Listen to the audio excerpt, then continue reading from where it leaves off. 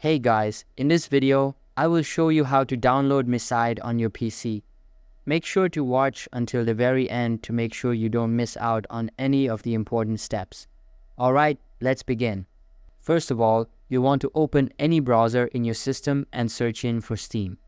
Then you will be able to see this link, Welcome to Steam. So you're just going to click on this link to open it, and it's going to show you this Steam page. In here, you're going to type into this search bar for the name of your game, which is Miside, and then you're just going to click on your game right over here. And then you will be redirected to the game page in here. You just need to scroll down until you find this option Add to Cart. So you're just going to click on this option and then click on View My Cart, and you will be redirected to the payment page, where you can click on Continue to Payment. If you do not have an account yet, it's going to ask you to log in your account information, but you will also get an option to create a new account anyways.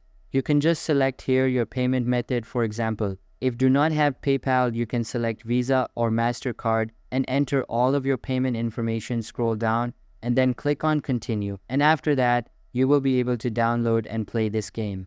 And that's it, you are done.